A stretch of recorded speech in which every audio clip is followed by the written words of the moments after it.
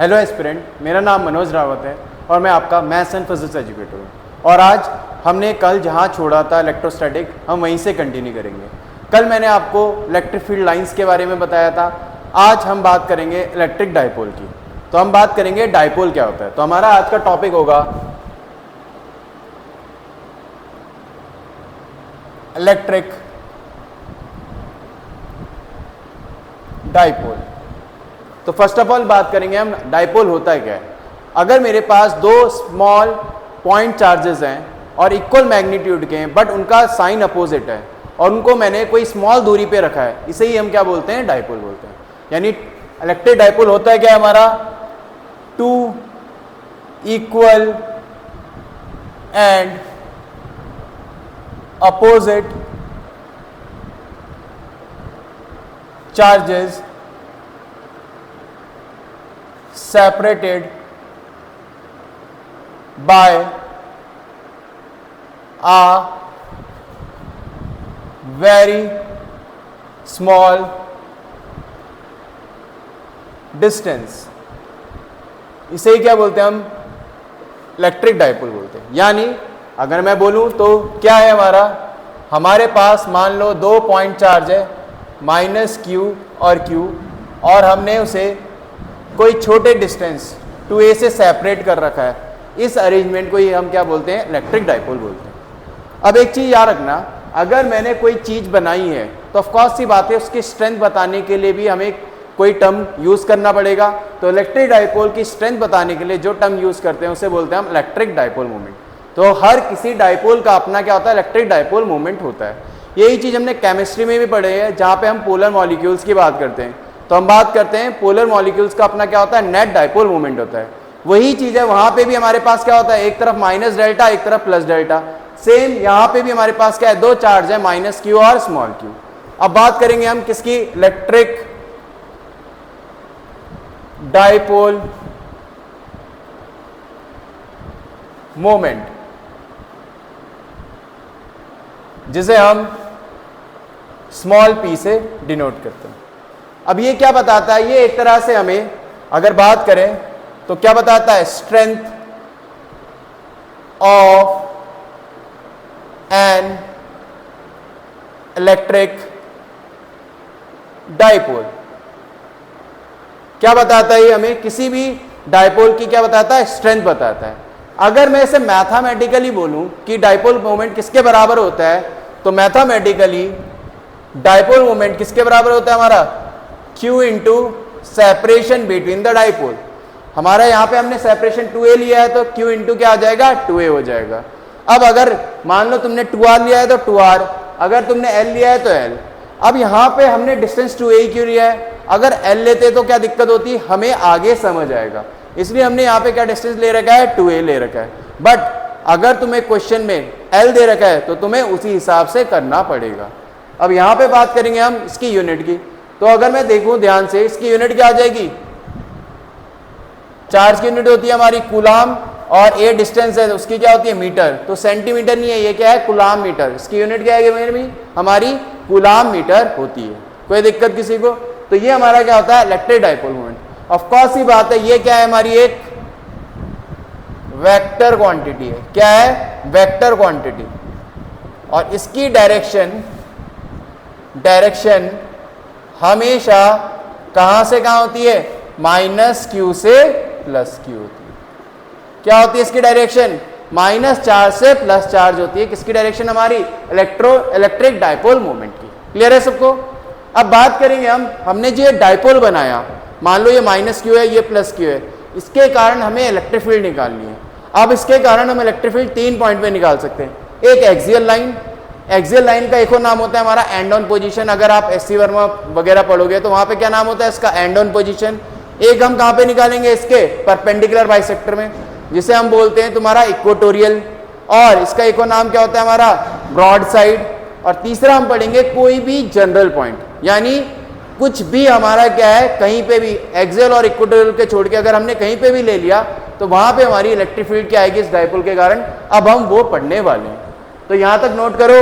और फिर हम क्या पढ़ेंगे कि हमारा इस डाइपोल के कारण इलेक्ट्रिक फील्ड इंटेंसिटी क्या आती है।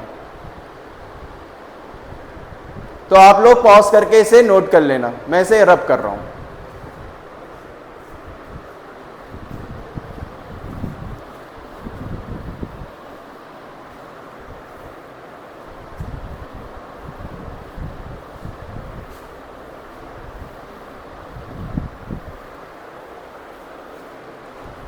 तो हम बात करेंगे नेक्स्ट टॉपिक की, electric field intensity due to electric dipole. तो electric field intensity due to electric dipole. Electric dipole के कारण हमारी क्या, कहां पे क्या इलेक्ट्रिक फील्ड निकलेगी, हम उसे फाइंड आउट करने वाले हैं। तो जो हमें सबसे पहला पढ़ना है उसे बोलते हैं हम ऑन द एक्सियल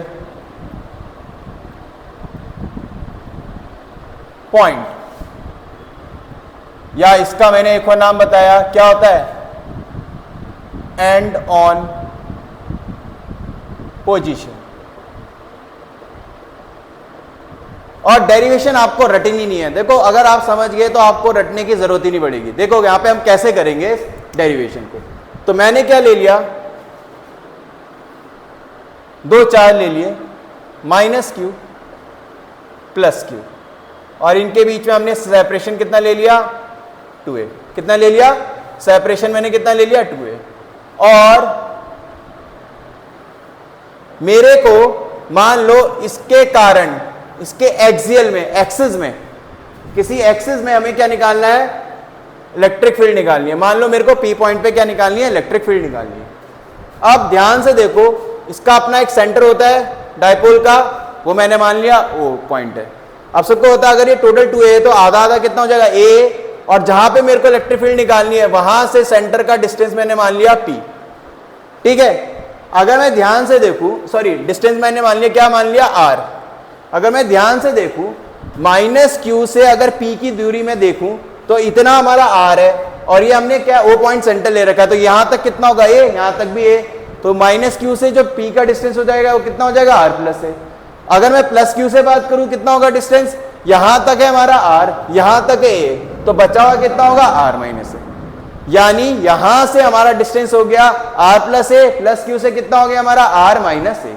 अब अगर मैं P पॉइंट पे प्लस के कारण इलेक्ट्रिक फील्ड की डायरेक्शन बताऊं तो सबको पता है प्लस के कारण इलेक्ट्रिक फील्ड कहां आती है, बाहर, तो मैंने यहां दिखा दी बाहर E1। और माइनस के कारण कहां आती है, उसकी तरफ आती है, चार्ज की तरफ, तो उसकी डायरेक्शन दिखा दी मैंने E2 अंदर को। क्लियर है, तो ये हमारा क्या हो गया, डायग्राम बन गया। अब हम क्या निकालने वाले, इलेक्ट्रिक फील्ड। हमें कुछ याद नहीं करना, हम क्या करेंगे, पहले प्लस क्यू के कारण निकाल लेंगे, माइनस क्यू के कारण निकाल लेंगे, और मेरे को दिख रहा है E1 और E2 एक दूसरे के अपोजिट है, तो नेट इलेक्ट्रिक फील्ड कैसे निकाल लेंगे, उन दोनों को सब्ट्रैक्ट करके। तो पहले मैं बात कर रहा हूं E1 किसके कारण ली थी मैंने, प्लस के कारण, तो E1 किसके कारण है, प्लस के कारण, electric field due two plus Q, उसे मैंने E1 मान रखा है। तो फॉर्मूला हमें पता है इलेक्ट्रिक फील्ड क्या होता है, KQ/R²। तो K Q के बदले कितना है हमारा, पॉजिटिव के कारण है, तो Q, और दूरी कितनी है, यहां से मैंने बोला था वहां तक कितनी होगी, R माइनस a का होल स्क्वायर। और डायरेक्शन हमारी देखो E1 की क्या है, बाहर को, तो ऐसे लिख सकते हैं अलोंग OP, O से P की तरफ, इसे इक्वेशन 1 मान लिया। ऐसी अगर मैं बात करूं अब electric field due to minus Q, तो E2 हो गया वो ड्यू टू क्या है हमारा, माइनस क्यू के कारण, तो E2 कितना होगा, K, सबको पता है वेक्टर क्वांटिटी में हम क्या नहीं लेते, नेगेटिव साइन मैटर नहीं करता, वो केवल क्या बताता है, डायरेक्शन। तो K Q, और यहां से वहां तक की दूरी कितनी बताई थी मैंने अभी तुम्हें, R प्लस a का होल स्क्वायर। तो ये कहां को आ जाएगी हमारी डायरेक्शन, इसकी अलोंग, पीछे को आ रही है तो PO, इसे इक्वेशन 2 मान लिया। अब मेरे को पता है नेट इलेक्ट्रिक फील्ड दोनों को क्या करेंगे, सब्ट्रैक्ट करके आएगी। अब मेरे को साफ साफ दिख रहा है E1 और E2 में, अगर मैथ्स बोलूं तो मैथ्स से भी पता लग रहा है जिसका डिनोमिनेटर छोटा होता है R माइनस a, उसकी इलेक्ट्रिक फील्ड ज्यादा होगी। नहीं तो हम यहां से देख के भी बता सकते हैं चार्ज कौन सा पास है P पॉइंट के सामने, प्लस Q, यानी उसकी इलेक्ट्रिक फील्ड क्या होगी, ज्यादा होगी। तो हम नेट इलेक्ट्रिक फील्ड जब निकालेंगे, net electric field at P, तो हमारा क्या आ जाएगा, E बराबर E1 माइनस E2, क्योंकि हमारी E1 क्या है, ज्यादा है एज कंपेयर टू E2। अब E1 कितना है मेरा, के Q upon are minus A का होल स्क्वायर, और E2 कितना है, के Q upon R plus A का होल स्क्वायर। अब दोनों में से मैं क्या कर सकता हूं, के क्यू ऊपर से कॉमन ले सकता हूं। मैं क्या कर रहा हूं, दोनों में से ऊपर में से क्या कॉमन ले रहा हूं, के क्यू कॉमन ले रहा हूं, तो हमारा अंदर क्या बचेगा, 1 अपॉन आर माइनस ए का whole square minus 1 upon R plus A का होल स्क्वायर। कोई दिक्कत? अब देखो मैं क्या कर रहा हूं, यहां पे एलसीएम ले रहा हूं, तो एलसीएम सबका होता है क्या आएगा, a minus B, A plus B कितना हो जाता है, A square minus B square, और होल स्क्वायर तो हमारा है ही। 1 किससे मल्टीप्लाई होगा, आर प्लस ए के होल स्क्वायर से, और ये वाला 1 किससे मल्टीप्लाई होगा, आर माइनस ए के होल स्क्वायर से। अब सबको पता है ये ए स्क्वायर, या तो तुम क्या करो, ए प्लस बी का होल स्क्वायर खोलो, उससे बढ़िया क्या है, इस पूरे को ए मान लो, इस पूरे को बी मान लो, ए स्क्वायर माइनस बी स्क्वायर क्या होता है हमारा, ए स्क्वायर माइनस बी स्क्वायर, ए स्क्वायर माइनस बी स्क्वायर होता है हमारा ए प्लस बी, बी के बदले आर माइनस ए, और ए माइनस बी, और डिवाइड में क्या है हमारे पास, R square minus A square का होल स्क्वायर है। माइनस ए से प्लस ए क्या हो जाएगा, कैंसिल, आर से माइनस आर क्या हो जाएगा, कैंसिल। हमारा ऊपर से बच रहा है के क्यू, और आर प्लस आर होता है 2r, ए प्लस ए होता है 2a, और डिवाइड में क्या है हमारा, R square minus A square का होल स्क्वायर। अभी मैंने तुम्हें बताया था Q इंटू 2a क्या होता है, पीछे डाइपोल मोमेंट, तो हमारा इलेक्ट्रिक फील्ड का जो फॉर्मूला आ गया वो क्या आ गया, K P 2r upon R square minus A square का होल स्क्वायर। तो हमारा एक्सप्रेशन क्या आ गया, इलेक्ट्रिक फील्ड का K P 2r upon R square minus A square. फटाफट यहां तक नोट करो। इसके बाद हमें एक केस करना है शॉर्ट डाइपोल का।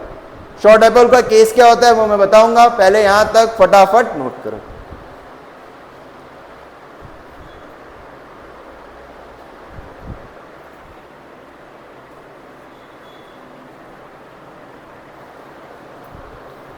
तो पॉज करके आप नोट कर लेना, टाइम कम है और हमें बहुत ज़्यादा सिलेबस कवर करना है, इसलिए मैं क्या कर रहा हूँ, जल्दी जल्दी सिलेबस कंप्लीट करने की कोशिश कर रहा हूँ।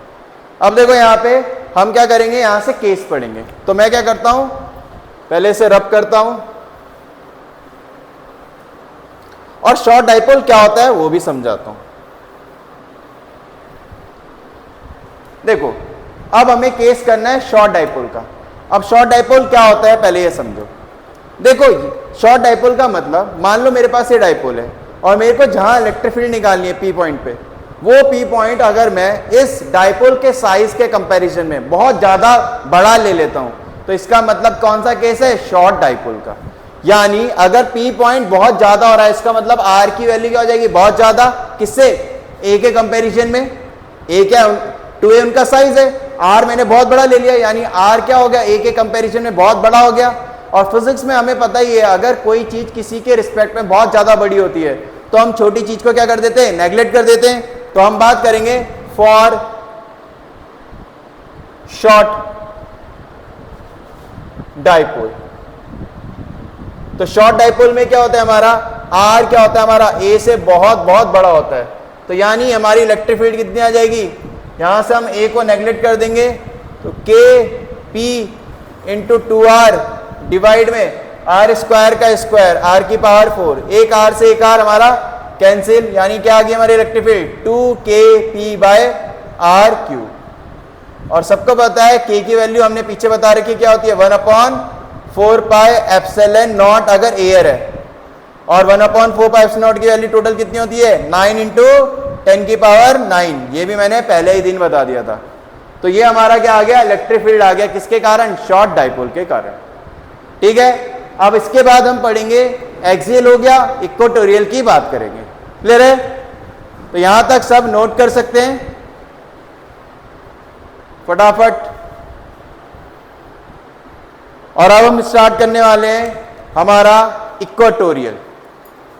तो जो हमारा B है मैं रब कर रहा हूं, बाद में आप आराम से नोट कर लेना, स्क्रीन पॉज करके नोट कर लेना।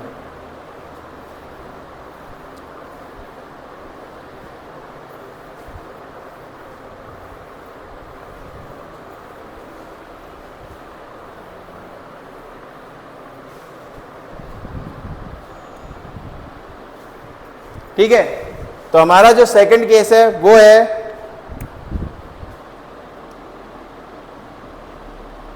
Electric field on the perpendicular bisector slash, अगर मैं बात करूं बुकों में क्या दिया रहेगा, इक्वाटोरियल स्लैश, अगर तुम एससी वर्मा पढ़ते हो तो उसमें क्या दिया रहेगा, ब्रॉड साइड। तो हमें इलेक्ट्रिक फील्ड किसी भी डायपोल के परपेंडिकुलर बाइसेक्टर, या इसका एक और नाम क्या है हमारा, इक्वाटोरियल, या हम कहां पे, ब्रॉड साइड में फाइंड आउट करना है। तो मैंने फिर से क्या बना दिया, एक इलेक्ट्रिक डायपोल बना दिया। अब ये थोड़ा सा समझने वाला है क्योंकि यहां पे हमारा क्या यूज होने वाला है, वेक्टर यूज होने वाला है। क्या यूज होने वाला है हमारा, वेक्टर। तो मैंने क्या ले लिया,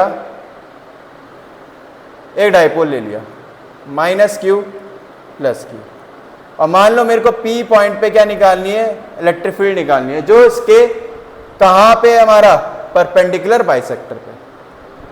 टोटल लेंथ मैंने कितनी ले रखी है इसकी, डायपोल की, जो लेते हैं हम 2a। तो सेंटर से सबको पता है यहां तक भी a हो जाएगा, यहां तक भी हो जाएगा। और मेरे को पता है अगर प्लस के कारण मैं P पॉइंट पे इलेक्ट्रिक फील्ड निकालता हूं तो डायरेक्शन कहां को आएगी, बाहर को, और माइनस के कारण P पॉइंट पे जो इलेक्ट्रिक फील्ड की डायरेक्शन आएगी वो कहां को आएगी, अंदर को आएगी। प्लस के कारण मैंने इलेक्ट्रिक फील्ड का नाम दे दिया E1, माइनस के कारण दे दिया मैंने E2।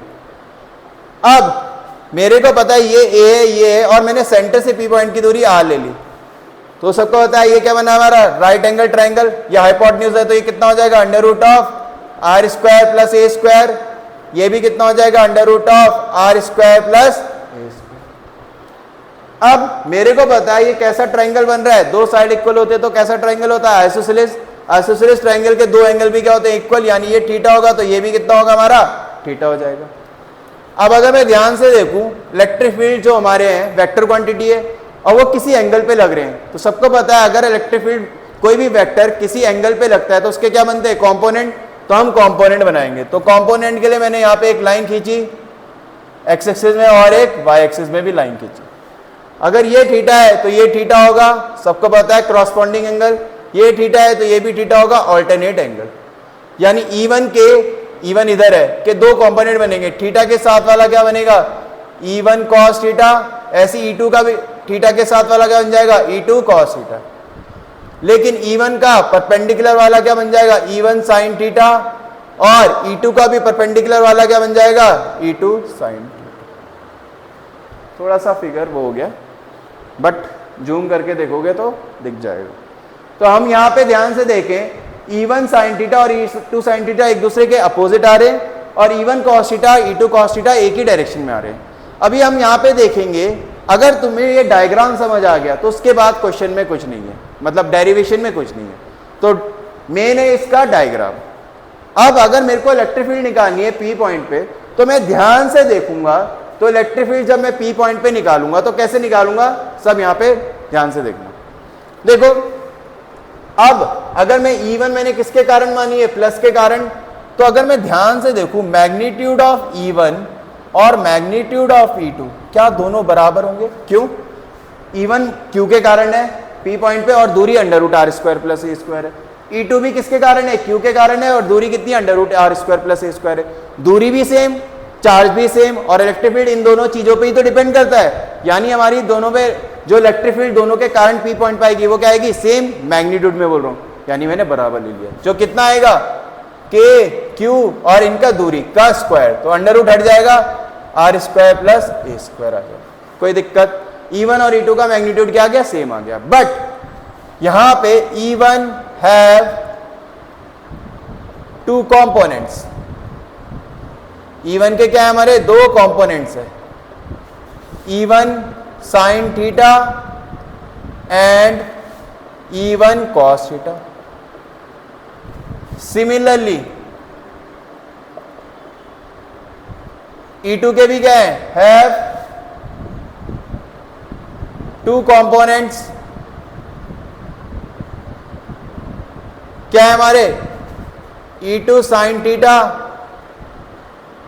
And E2 cos theta. सही है। अगर मैं ध्यान से देखूं E1 और E2 का मैग्नीट्यूड बराबर है और E1 sin थीटा और E2 sin थीटा हमारे एक दूसरे के अपोजिट है, यानी they will cancel out each other. So E1 sin theta and E2 sin theta will cancel out each other।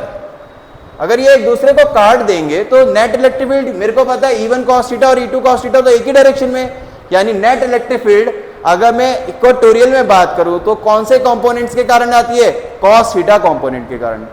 यानी net EF electric field at P क्या आ जाएगा, E बराबर E1 cos theta plus E2 cos theta. अब E1 और E2 का magnitude तो बराबर है, यानी E2 के बदले भी E1 लिख सकते हो, तो E1 cos theta plus E1 cos theta क्या आ जाएगा, 2 times of E1 cos theta. E1 की वैल्यू हमने निकाल रखी है, कितनी है, KQ upon under root R square plus A square. और cos थीटा मैं इस ट्राइंगल से निकाल सकता हूं। cos थीटा क्या होता है, बेस कितना है हमारा A अपॉन हाइपोटेन्यूज कितना है, under root of R square plus A square. अगर मैं ध्यान से देखूं कि Q इंटू 2A पूरा क्या होता है P, और नीचे क्या आ जाएगा R square plus A square की पावर 1 है, और हाफ अंडर रूट मतलब होता है हाफ, एक और हाफ कितनी हो जाएगी टोटल पावर 3/2, तो R square plus A square की पावर 3/2। यानी इलेक्ट्रिक फील्ड कितनी आ गई मेरी, ये आ गई। अगर कोई ध्यान से देखे, क्योंकि इलेक्ट्रिक फील्ड केवल इन दोनों कंपोनेंट के कारण आ रही है और इनकी डायरेक्शन इधर है, तो क्या मेरे को ऐसा बोल सकता हूं इसकी डायरेक्शन क्या है, देखो डाइपोल मोमेंट की डायरेक्शन क्या होगी, माइनस से Q। नेट इलेक्ट्रिक फील्ड की कहां आ रही है हमारी, प्लस से माइनस Q। इसका मतलब मैं बोल सकता हूं डायरेक्शन क्या है, opposite to small p। Direction क्या आ रही है इसकी, जो हमारा डाइपोल मोमेंट होता है उसके अपोजिट आ रही है, तो मैं बोल सकता हूं इसकी डायरेक्शन क्या है, opposite to electric dipole moment, that is your p है। कोई डाउट किसी को, क्लियर है। तो ये हमारा क्या हो गया, इक्वेटोरियल। अब इसमें भी हम क्या करेंगे, एक शॉर्ट डाइपोल का केस करेंगे। तो शॉर्ट डाइपोल मतलब फिर से देखो, ये डाइपोल है, हमने यहां पे निकाला, अगर ये पॉइंट इसके साइज के मुकाबले बहुत ज्यादा बड़ा हो जाए, क्या हो जाए, बहुत ज्यादा बड़ा हो जाए, तो हम क्या करेंगे, ऑफ कोर्स ही बात है A को R के कंपैरिजन में क्या कर देंगे, नेगलेक्ट कर देंगे। यानी हमारा क्या होगा, A हट जाएगा यहां से और हमारा क्या आ जाएगा, फॉर शॉर्ट डाइपोल आ जाएगा। पहले आप इसे नोट करो।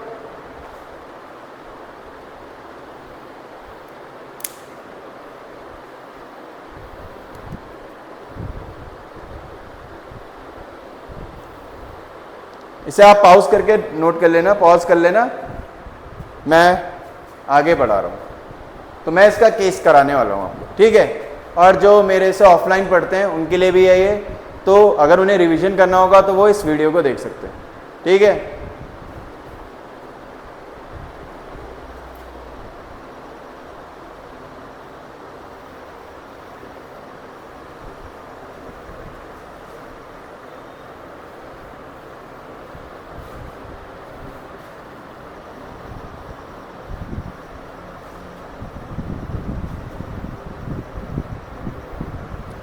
देखो यहां से हमें शॉर्ट डाइपोल जानना है, तो अगर मैं ध्यान से देखूं,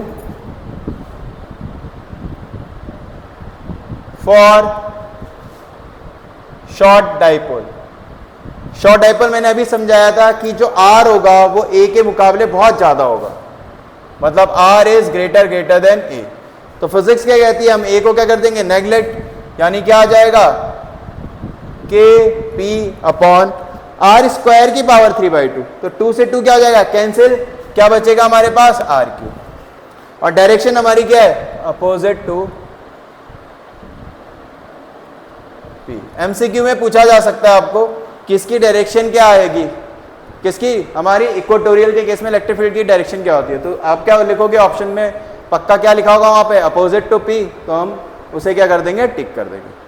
क्लियर है। अब अगर मैं ध्यान से देखूं, एक स्टार करके पॉइंट बना लूं कि जो E एक्सियल आया था वो साफ साफ यहाँ पे 2P आया था और इक्वेटोरियल में क्या आ रहा है, P, तो मैं बोल सकता हूं E axial upon E equatorial का रेशियो कितना होगा, 2 रेशियो।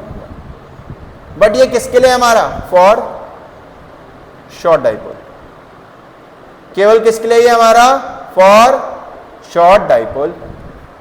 क्लियर है, फटाफट नोट कर लो।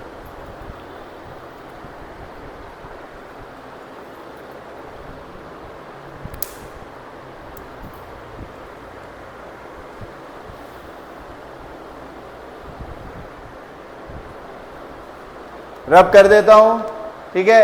अब हम तीसरा केस पढ़ेंगे, कोई जनरल पॉइंट, ठीक है। तो अब जरूरी नहीं हमारा परपेंडिकुलर में हो या उसकी एक्सिस पे हो, अब हम किसी भी जनरल पॉइंट के लिए प्रूफ करेंगे। और अगर मैंने जनरल पॉइंट लिया है तो पक्का उससे एक्सियल और इक्वेटोरियल भी क्या होने चाहिए, प्रूफ होने चाहिए, तभी जाके वो फॉर्मूला क्या माना जाएगा, सही। तो चेक करते हैं। तो तीसरा है हमारा, for any general, for any general point,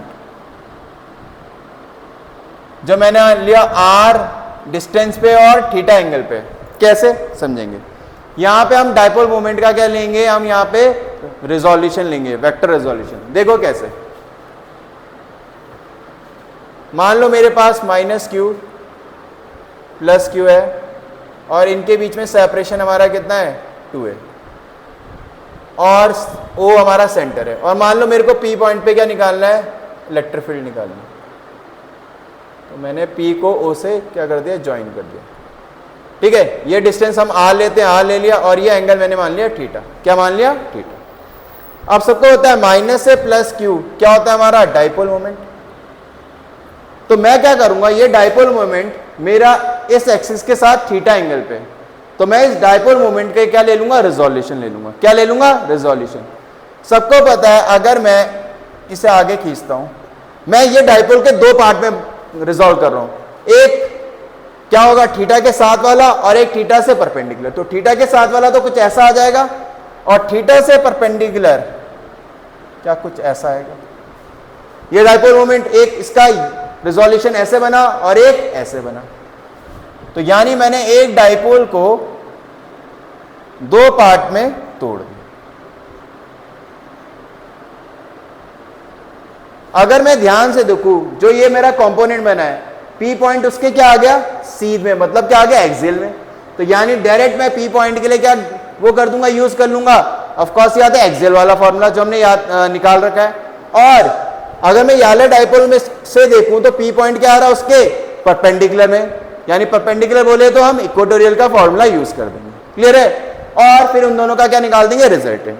लेकिन ध्यान से देखो, अगर माइनस याला में डाइपोल देखो, उसके कारण P पे इलेक्ट्रिक फील्ड की हमने डायरेक्शन निकाली थी, तो वो कहां को आ रही थी, हमारी बाहर को ही आ रही थी, नेट। तो हमारी नेट डायरेक्शन कहां आ गई, ये किसके कारण मैंने मान ली, E1 किसके कारण लिया मैंने, इस डाइपोल के कारण। और अगर मैं इसकी याद करूं तो अभी मैंने बताया था ये P पॉइंट इसके लिए इक्वेटोरियल का काम कर रहा है, और इक्वेटोरियल में मैंने बोला था किसके अपोजिट आती है, तुम्हारा डाइपोल मोमेंट के। अगर इस वाले डाइपोल को देखूं मैं, तो इसका डायरेक्शन इधर को होगी, माइनस से प्लस q, यानी यहां पे जो डायरेक्शन आनी चाहिए उसके अपोजिट कैसे आएगी, कोई दिक्कत। अब अगर मैंने इस P के कंपोनेंट लिए हैं, तो थीटा के साथ वाला, अब ये जो डाइपोल मोमेंट है इसकी स्ट्रेंथ क्या हो जाएगी, P के बदले P cos थीटा, और जो परपेंडिकुलर वाला है उसकी क्या हो जाएगी, हमारी P sin थीटा। यानी हमने P को 2 कंपोनेंट में तोड़ दिया, P cos थीटा और P sin थीटा। अब P cos थीटा के लिए जो P पॉइंट है वो उसके कहां पे, एक्सियल में। तो मैं क्या लिखा रहा हूं, पहले ऐसे लिख दूंगा, P has been resolved into P cos theta and P sine theta.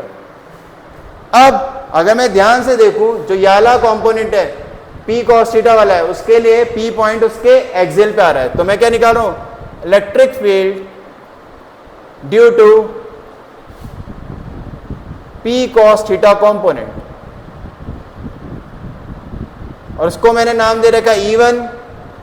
तो E1 कितना आ जाएगा, एक्सियल है, एक्सियल के लिए डायरेक्ट फॉर्मूला पढ़ा था, क्या होता है शॉर्ट डाइपोल के लिए 2kp, p के बदले क्या लेंगे p cos थीटा, और डिस्टेंस क्या है उसके लिए r क्यूब। ऐसी अगर मैं बात करूं electric field due to p sine theta component के कारण, तो अगर मैं ध्यान से देखूं जो p साइन थीटा कंपोनेंट है हमारा, उसके लिए p पॉइंट कहां आ रहा है, उसके परपेंडिकुलर पे। तो परपेंडिकुलर के लिए हम क्या यूज करेंगे, इक्वेटोरियल का फॉर्मूला। तो E2 कितना आ जाएगा हमारा 2kp, 2 नहीं होता इसमें, क्या होता है normal kp sine theta upon r cube हो गया। अगर मैं ध्यान से देखूं E1 और E2 दो वेक्टर्स हैं और वो 90 डिग्री में है, तो हमने 11th क्लास में पढ़ा है उनका रिजल्टेंट का फॉर्मूला क्या होता है, under root of E1 square plus E2 square. क्या होता है, under root of E1 square plus E2 square. तो जो नेट EF आ जाएगी हमारी इलेक्ट्रिक फील्ड, वो क्या आ जाएगी, E बराबर under root of E1 square plus E2 square. अब देखो अगर मैं E1 का स्क्वायर करूंगा, E1 कितना है मेरा ये, तो इसका स्क्वायर करूंगा तो कितना आएगा, खुद ही बताओ, 2 का स्क्वायर 4, k का स्क्वायर k स्क्वायर, p का square p square cos square theta upon r cube का करेंगे तो r की पावर 6, प्लस अगर नीचे का करूंगा तो क्या आएगा, k square p square sine square theta upon r cube का फिर से करूंगा तो r की पावर 6 आ जाएगा। कोई दिक्कत किसी को? तो फटाफट यहां तक नोट करो, फिर मैं रब करूंगा और आगे कंटिन्यू करेंगे। तो फटाफट नोट करो।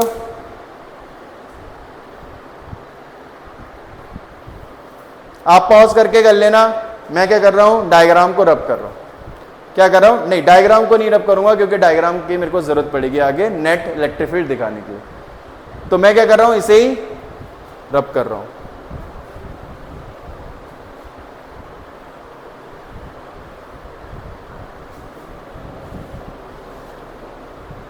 तो मेरे को इसके आगे कंटिन्यू करना था, तो सब देखो मैं क्या कर सकता हूं, इस अंडर रूट में से ऊपर में से k square p square upon r6 common ले सकता हूं। k square p square upon r6 common ले लिया तो ऊपर से बचेगा 4 cos square theta plus sine square theta. अब सबको होता है अंडर रूट में से क्या बाहर आ जाएगा, k स्क्वायर में से k, p स्क्वायर में से p, r की पावर 6 में से r की पावर 3, अंदर क्या बचेगा 4 cos square theta plus sine square theta. क्या मैं इस 4 cos स्क्वायर थीटा को ऐसे लिख सकता हूं 3 cos square theta plus cos square theta. जो वो cos स्क्वायर थीटा होगा वो साइन स्क्वायर थीटा के साथ मिलके क्या ना देगा 1, 10th क्लास के ट्रिग्नोमेट्री। तो क्या बचेगा हमारे पास 3 cos स्क्वायर थीटा प्लस 1 बच जाएगा। तो हमारी नेट इलेक्ट्रिक फील्ड क्या आ गई, किसी भी जनरल पॉइंट पे वो आ गई। अब यहां से मेरा इक्वेटोरियल और एक्सियल दोनों के दोनों प्रूफ होने चाहिए। तो देखते हैं केस फर्स्ट। अच्छा पहले हम बात कर लेते हैं डायरेक्शन की। देखो E1 और E2 हमारे क्या है, दो क्या आ गए हमारे 90 डिग्री में, तो उनका जो रिजल्टेंट आएगा वो कहीं ना कहीं उनके बीच में आएगा। अब एग्जैक्ट बीच में तब आता जब E1 और E2 बराबर होते, लेकिन दोनों अलग अलग हैं। तो मैंने मान लिया ये कितना एंगल बना रहा है हमारा, अल्फा। कितना एंगल बना रहा है, अल्फा। अगर मेरे को E की डायरेक्शन निकालनी है तो मैं क्या लगा दूंगा, tan अल्फा। अगर मैं ध्यान से देखूं, मैं ये कंप्लीट करके सबको बता, ये E2 है तो ये भी क्या होगा E2। tan अल्फा क्या होगा, परपेंडिकुलर अपॉन बेस। परपेंडिकुलर क्या है E2, बेस क्या है मेरा E1। E2 कौन सा वाला था हमारा, इक्वेटोरियल। इक्वेटोरियल के लिए क्या होता है फॉर्मूला हमारे पास, KP। क्या था हमारे पास इक्वेटोरियल के लिए, था हमारा KP sine theta upon r cube. और इसके लिए क्या था E1 के लिए 2kp cos theta upon r cube पर चले आएगा। r क्यूब से r क्यूब क्या हो जाएगा, कैंसिल, k से k कैंसिल, p से p कैंसिल, कितना आ गया मेरा tan alpha sine theta upon cos theta, tan theta by 2 आ गया। तो यहां से मैं डायरेक्शन भी क्या कर सकता हूं, फाइंड आउट कर सकता हूं, अल्फा निकाल सकता हूं। जो अल्फा होगा वही डायरेक्शन होगी, लेकिन वो डायरेक्शन किसके रिस्पेक्ट में होगी, E1 के। अगर E2 के रिस्पेक्ट में निकालना है तो क्या कर दोगे, 90 में से अल्फा को क्या कर दोगे, माइनस कर दोगे, क्योंकि इन दोनों के बीच में टोटल एंगल 90 है। अगर इतना अल्फा है तो बचा हुआ कितना आएगा, 90 माइनस अल्फा। कभी कभी वो क्या करते हैं, E2 से पूछ लेंगे, इसलिए तुम्हें ये भी पता होना चाहिए। क्लियर है? अब अगर मैं बात करूं कि हम यहां से हमारा इक्वेटोरियल और एक्सियल जो हमने पढ़ा है पहले वो प्रूफ होना चाहिए, तो देखते हैं। केस फर्स्ट, अगर मैं एक्सियल की बात करूं तो एक्सियल के लिए सबको देखो, एक्सियल मतलब ये जो पॉइंट है P, ये कहां पे आएगा, इसके एक्सिस पे आएगा। तो अगर ध्यान से देखो, ये P पॉइंट है, ये थीटा, अगर ये हमारा एक्सियल पे आएगा तो थीटा कितना होएगा, धीरे धीरे क्या हो रहा है, कम हो रहा है। मतलब कितना हो जाएगा एक्सियल के लिए, 0, यानी एक्सियल के लिए थीटा क्या ले लेंगे हम, 0। अब जैसे मैं थीटा 0 लूंगा तो यहां पे रखो, देखो cos 0 कितना होता है, 1, 3 into 1 3, 3 plus 1 4, under root of 4 कितना होता है, 2, कितना आ गया हमारा, 2 kp बाय r3। क्या हमारा प्रूफ हो गया एक्सियल वाला, इसका मतलब ये फॉर्मूला एकदम क्या है, वैलिड है। Case second, equatorial. अब सब बोर्ड पे देखो, इक्वाटोरियल मतलब ये जो P पॉइंट है ये इसके परपेंडिकुलर बाइसेक्टर पे होगा। तो अगर मैं P पॉइंट को इधर लाया तो ये थीटा सबको दिख रहा है, कितना हो जाएगा भाई, 90 डिग्री। देखो देखो कितना बनेगा हमारा, 90, यानी इक्वाटोरियल के लिए हम थीटा कितना ले लेंगे, 90। अब देखो यहाँ पे पुट करो, cos 90 कितना होता है, 0, 3 इंटू 0 0, 1 बचेगा, अंडर रूट ऑफ 1 1 ही होता है, यानी E कितना आ जाएगा हमारा, kp बाय r3। और यही हमने प्रूफ भी किया था, यानी हमारा यहाँ से एक्सियल और इक्वेटोरियल दोनों के दोनों क्या हो रहे हैं, प्रूफ हो रहे हैं। तो आप इसका स्क्रीनशॉट या क्या कर लो, आराम से पॉज करके क्या कर सकते हो, इन्हें नोट कर सकते हो। ये नोट्स आपको 12th में भी काम आएंगे और आपके नीट और जेई मेंस में भी काम आएंगे।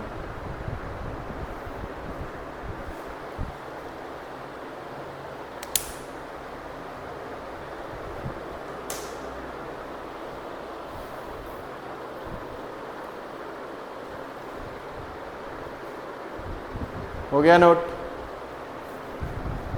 तो आज के लिए हम इतना ही करेंगे और कल हम कंटिन्यू करेंगे टॉर्क और पोटेंशियल एनर्जी के बारे में। ठीक है, थैंक यू।